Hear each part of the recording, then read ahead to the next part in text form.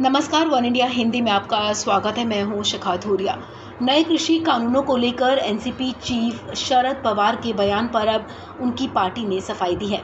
शरद पवार के किसानों से केंद्र सरकार को बातचीत करने को लेकर दिए गए बयान का केंद्रीय कृषि मंत्री नरेंद्र सिंह तोमर ने स्वागत किया, जिसके बाद अब एनसीपी ने कहा कि पवार के बयान को गलत तरीके से पेश किया जा रहा है और केंद्र सरकार भ्रम फैला रही है।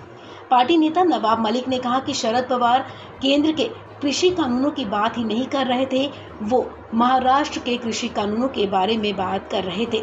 शरद पवार के बयान पर महाराष्ट्र सरकार में मंत्री और एनसीपी के सीनियर नेता नवाब मलिक ने कहा कि केंद्र सरकार नए कृषि कानूनों पर पार्टी प्रमुख शरद पवार के बयान से लोगों को गुमराह करने की कोशिश कर रही है। पवार साहब के बयान को लेकर केंद्र की सरकार भ्रम पैदा करने का काम कर रही है।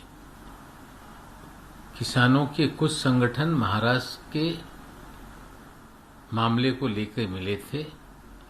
कुछ कानून नए बनाने के बारे में चर्चा हो रही थी।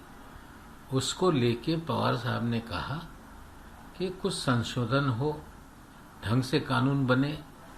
उन्होंने केंद्रीय कानूनों के बारे में नहीं कहा। तोमर जी स्वागत कर रहे हैं या कुछ लोग अलग ढंग से खबर चला रहे हैं, हमें लगता है ये बातें गलत है।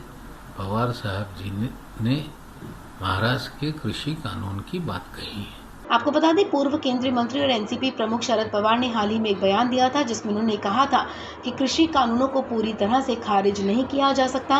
उन्होंने कहा था कि बल्कि इसके उस भाग में संशोधन किया जाना चाहिए जिससे किसानों को दिक्कत है।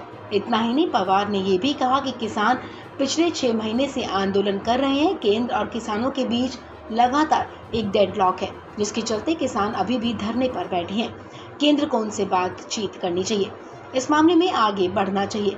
पवार के बयान के बाद केंद्रीय कृषि मंत्री नरेंद्र सिंह तोमर ने कहा कि मैं शरद पवार की राय से सहमत हूं और केंद्र सरकार उनके इस बयान का समर्थन करती है। उन्होंने कहा कि हम भी चाहते हैं कि जल्द ही इस मुद्दे का समाधान निकले। नरेंद्र सिंह तोमर के बयान के बाद शरद पवार के बयान की ज्यादा चर्चा होने लगी। कई लोगों ने सोशल मीडिया पर लिखा कि किसान आंदोलन को लेकर शरद पवार बीजेपी के साथ खड़े दिख रहे हैं। उसके बाद अब एनसीपी नेता ने शरद पवार के बयान पर सफाई दी है। इस खबर में फिलहाल इतना ही। तमाम अपडेट्स के लिए आप बने रहिए वन इंडिया हिंदी के साथ।